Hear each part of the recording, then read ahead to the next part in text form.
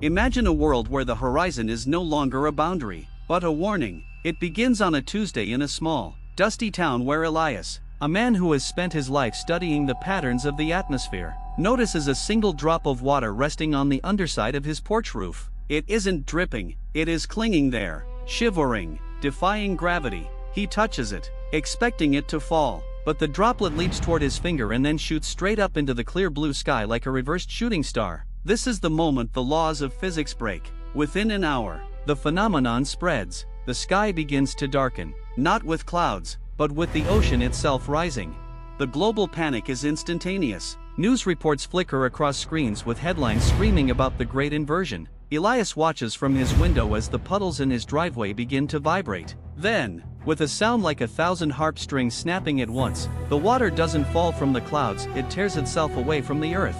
Billions of gallons of water from lakes, rivers, and swimming pools begin to ascend. People watch in horror as the rain starts falling upward, a silver curtain of liquid gravity pulling everything toward the stratosphere. But the real intrigue isn't just the sight of the water, it's the silence that follows.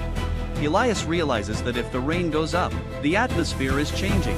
He locks himself in his basement, but he sees the water from his glass of tea rise and splatter against the ceiling. He begins to document the madness. He sees a neighbor's dog get caught in a sudden upward downpour. The animal lifted off its paws as the force of the rising water drags it into the clouds. The world is being emptied. Scientists on the radio theorize about magnetic pole reversals or alien terraforming, but Elias looks at his barometer and sees something impossible. The pressure isn't dropping, it's being sucked out.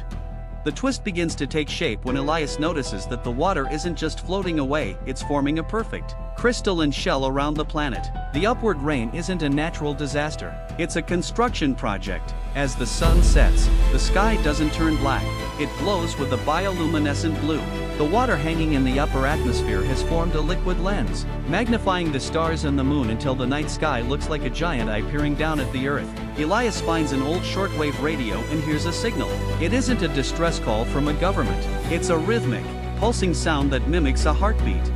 He ventures outside, tying himself to a heavy iron radiator with a long rope to prevent himself from being rained into the sky. The air is thin and smells of ozone and salt. He looks up and sees the most terrifying sight of his life. There are shapes moving inside the water shell above the earth.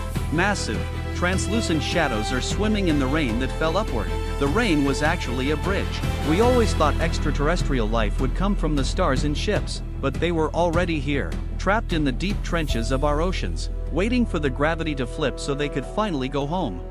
The unexpected turn comes in the final minutes of the night. Elias feels the rope tugging at his waist. The ground itself is beginning to crack. The upward rain was just the lubricant for the real event. He realizes with a jolt of pure terror that the water isn't leaving Earth. It is pulling the Earth's crust with it. The heartbeat on the radio grows louder, transforming into a voice that vibrates in his very bones. The voice says one thing: "Thank you for the vessel."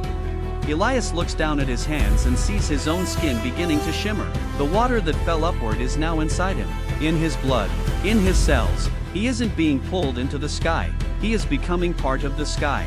The final scene shows the entire planet Earth beginning to unravel like a ball of yarn, the blue water shell pulling the continents into the void. The rain was never rain at all, it was the Earth's soul being reclaimed by a cosmic tide. As Elias is lifted off the ground, the rope finally snaps, and he doesn't scream. He simply opens his eyes to a universe that is no longer above him, but all around him. The screen fades to black as the sound of a single, massive splash echoes across the vacuum of space.